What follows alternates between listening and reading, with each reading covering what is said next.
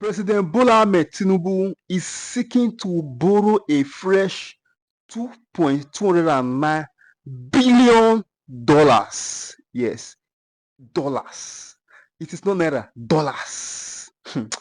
By the time Tinubu is finished with this country, each and every one of you, we are about 215 million population now, right? At least by the time he finishes, at least that is a rough estimate of our current population index. You understand? By the time Tinubu finish with this country, each one of us will be owing close to 10 million naira. This Tinubu government be like wetin Bible describe as the devil come to steal, kill, and destroy. Joining me is Professor Uche Waleke, who is the Director of Institute of Capital Market Studies at Nasarawa State University. He is Nigeria's first professor of the capital market. Thanks for joining us on Newsnight. Good to see you again.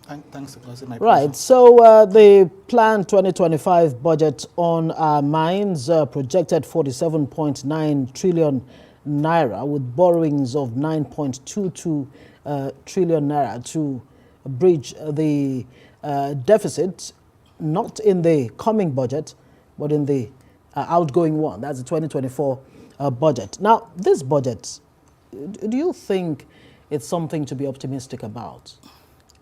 Well, to be able to answer that question, you also need to look at the benchmarks and assumptions. Right. First, the government thinks it can do 2.06 million barrels per day, oil production. You look at oil production, the average we've had, particularly in 2023 and 2024, 1.3, 1.4. So you would think that that's, is rather ambitious, particularly when you have OPEC quota of 1.5, then condensates of about 600. And since 2022, if I recall, I don't think we've met the OPEC quota.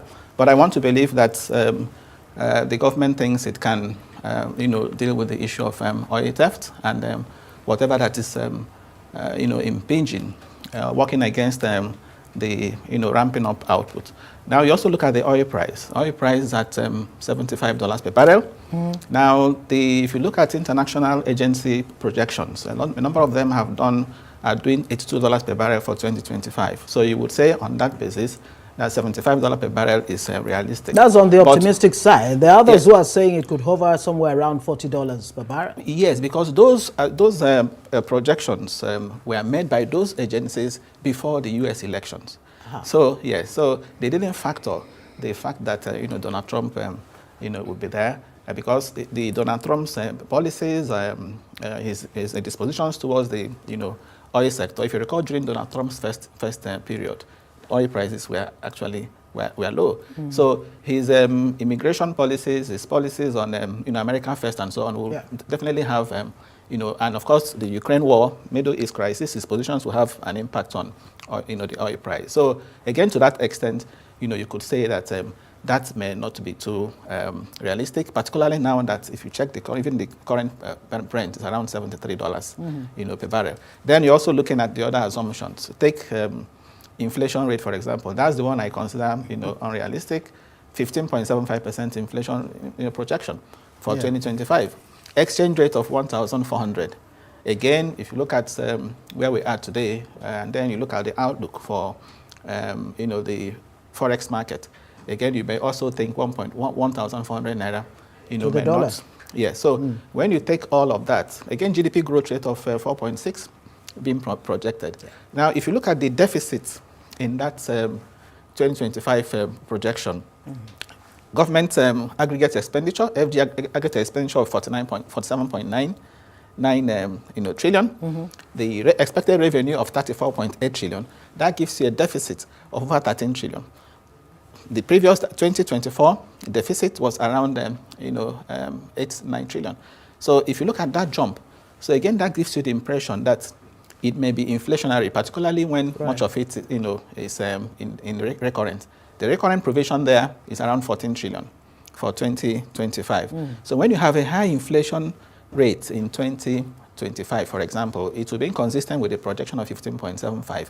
And of course, you will expect that the central bank will react by further increasing, monetary policy rate. So you will now find a situation in which 2025 will be a year in which a lot of businesses will be, brace up for, a high interest rate environment on account of some of these, assumptions and benchmarks. And you don't want to begin to imagine what it will do to the economy. Yes, and if you also look at what we are budgeting for debt service for 2025, okay, we are budgeting 15 trillion for debt service.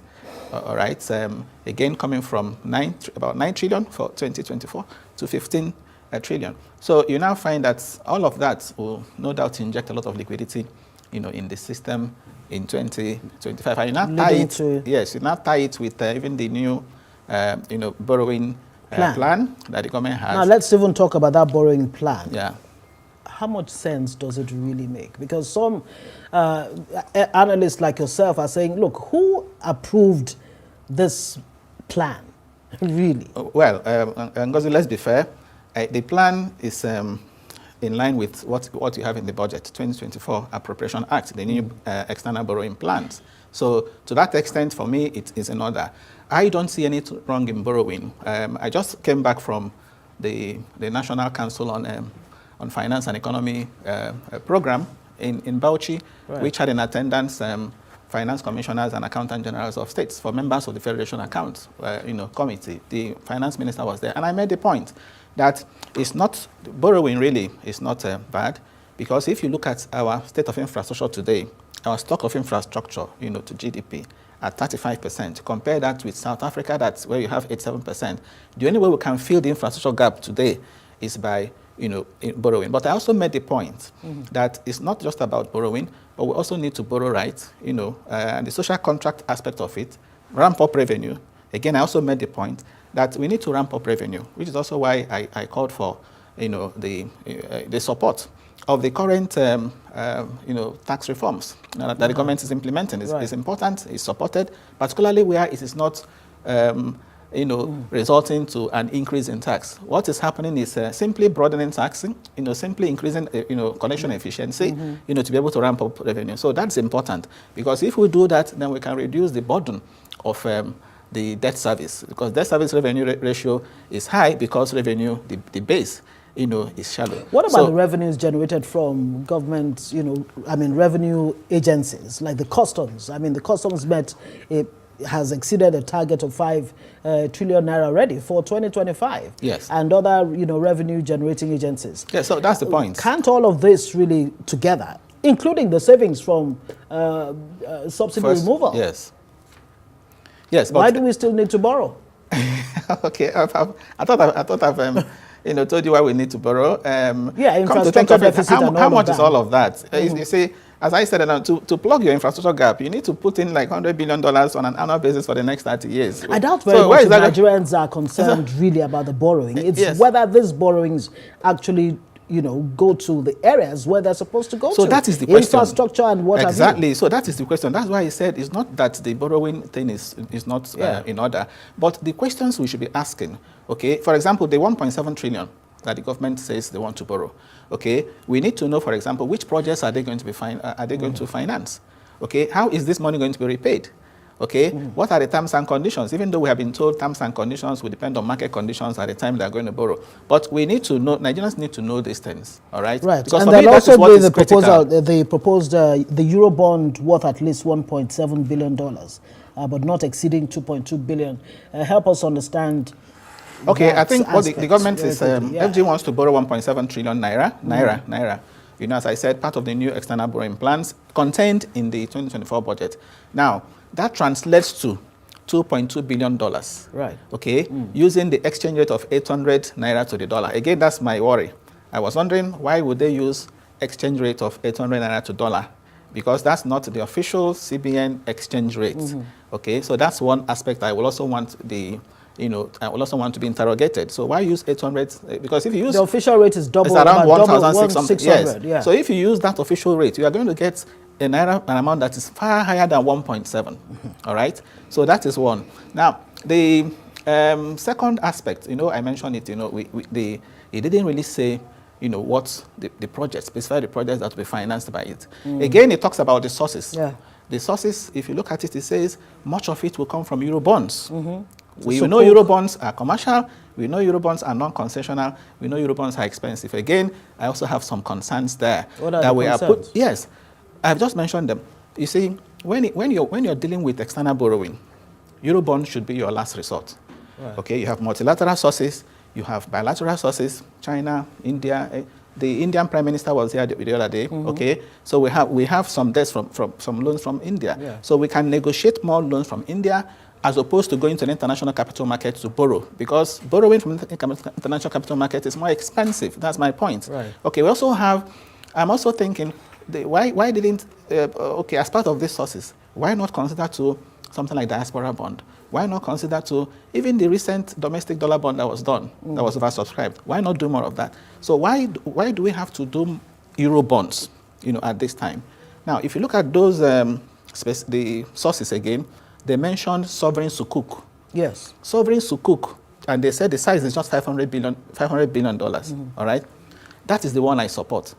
Okay, $500 million. Okay? I support sovereign sukuk because any proceeds you get from issuing sukuk, they are usually tied to projects.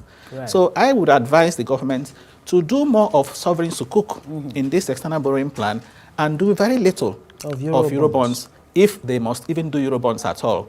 Because the Fiscal Responsibility Act is clear. If you must do long-term borrow, it has to be long-term, and it also has to be on concessional terms. And remember, we have currency risk, in this country today. And that is why I will advise we don't do more of external debt. If you look at the MTEF, the MTEF was even clear. The MTEF says the deficit we'll have in 2025 is, as I mentioned earlier, 13 trillion, which will be largely financed by borrowing. How is it going to be financed? The government says in that MTEF, they are going to do more of domestic debt. Wow. Why did they say that? Because they said they have a narrow window with respect to external debt, recognizing the fact that there is this currency issue and it's not always easy to go borrowing abroad. So what I'm suggesting here is, in this new arrangement, we should de-emphasize Eurobonds. We should do more of concessional debt. Fantastic. Thank you so much for joining us. Professor Uche Uwaleke is Director, Institute of Capital Market Studies, Nasarawa State University, and the first professor of the capital market in Nigeria. Thank you very much for... See, this country now cruise. And the funny thing now be say, the National Assembly, when they carry this proposal, we meet now, they're not going to ask them questions. Express approval. Express approval. That is why if they call them rubber stamp legislators, they could just invest. But that's the reality. You buy rubber stamp legislators. Yes, now. You buy rubber stamp. You don't ask questions. You don't question anything from the executives. Everything they want, you approve. Express. That is why we are seeing missing former Senate President Sarakit tomorrow. You understand? That is why, that is the advantage of opposition. Nah, puppet for the house. Beg. No worry, Sha. I'm here to give people hope. Don't be. Another boring will come. We are just starting. More boring will come. You understand? No fear, Sha. Last time, before Tinubu will finish it, if you just if they share the money debt when they owe, they share them for all Nigerians said. Maybe each of all will just owe 10 million naira. Not still too much. Sure, understand?